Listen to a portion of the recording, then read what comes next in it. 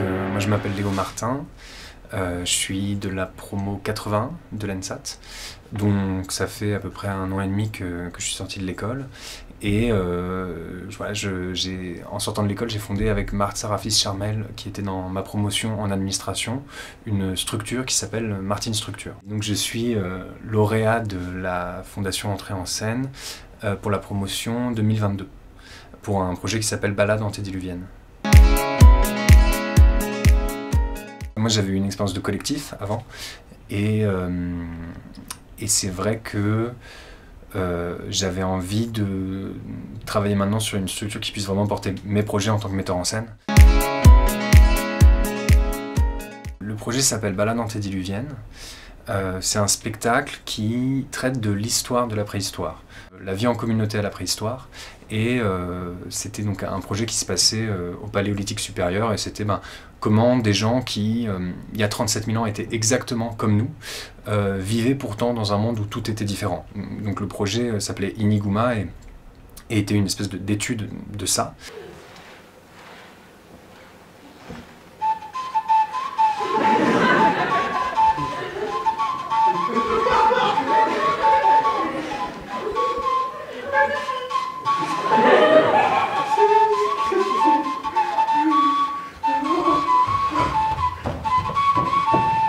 Je me suis rendu compte que, en tant qu'artiste, souvent on peut avoir tendance à craindre le discours des scientifiques, à se dire que ça va être un carcan.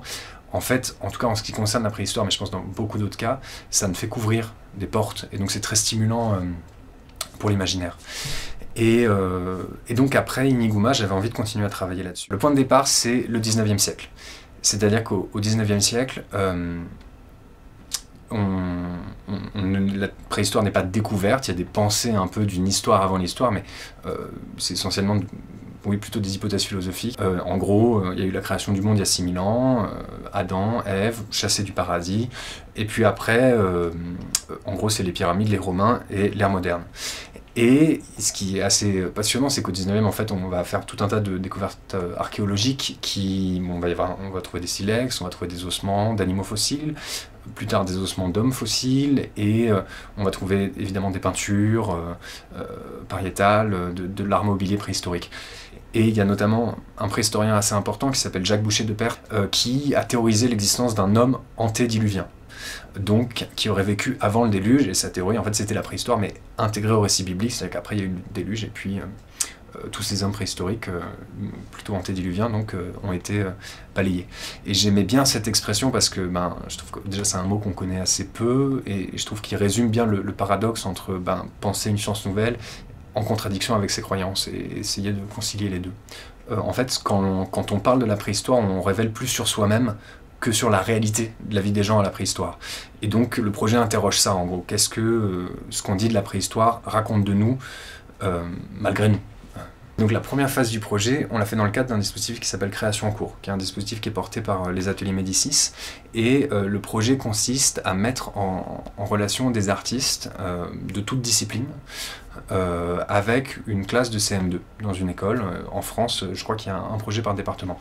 Et puis l'idée c'est de travailler sur son projet et en même temps de mener des interventions pédagogiques avec les élèves et de voir comment les deux démarches sont poreuses.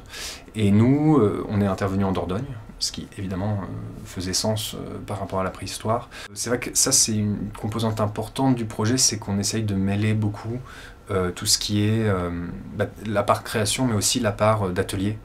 Moi la pédagogie c'est quelque chose qui m'intéresse beaucoup. C'est une forme d'ambulatoire. Ça c'est la première chose, c'est à la fois autant un clin d'œil au nomadisme des tribus préhistoriques, une espèce de façon de se dire bon, puisque c'est un peu comme une espèce d'enquête, de se dire comment c'était en fait la préhistoire, et puisque c'est une enquête et qu'il y a de la pensée en mouvement, c'est presque un peu l'idée de mettre des corps en mouvement et que les gens bougent avec nous dans cette enquête. On a des joutes verbales entre préhistoriens du 19e, parce que quand on plonge dedans, ça ouvre en fait des portes, enfin ça n'en finit pas en fait. Il y a eu 100 ans d'engueulades sur ce qu'était la préhistoire et ils n'étaient jamais d'accord évidemment, puis ils ont tous changé d'avis en plus en permanence. Mais voilà, il y a eu un débat pour savoir si l'homme avait pu vivre en même temps que les mammouths, il y a eu un débat pour savoir si l'homme était le produit d'une évolution ou il avait été créé tout de suite nickel, chrome, comme ça. Et donc, évidemment, le fait qu'on puisse être cousin du singe, c'est pas passé comme une lettre à la poste. Donc, le débat entre les deux préhistoriens parle de ça. Et donc, en fait, c'était beaucoup d'interprétations qui étaient à l'image du 19e siècle, souvent qui ne traitaient pas vraiment l'existence des femmes préhistoriques, et on supposait que les hommes avaient tous les rôles majeurs, la chasse, peindre, etc., et que les femmes s'occupaient de la maison, passaient le balai dans la grotte, et puis s'occupaient des marmots. Autant de choses qui sont déconstruites aujourd'hui, notamment parce qu'il y a beaucoup de préhistoriennes maintenant. Et donc, le projet parle notamment de cette façon de repenser la place des femmes à la préhistoire. Et pour ça, d'ailleurs, moi je suis rentré en contact avec Marie-Hélène Plateau-Mathis, qui est une préhistorienne et autrice qui a écrit notamment L'homme préhistorique est aussi une femme, et qui a aussi beaucoup travaillé sur plein de choses à la préhistoire, beaucoup sur Néandertal aussi. Elle est marraine du projet, en fait, donc elle accompagne. Moi j'aimerais bien quand on pourra la faire venir en répétition, qu'elle suive un petit peu les avancées, parce que moi ça m'intéressait vraiment de pouvoir parler avec une scientifique de cette proposition.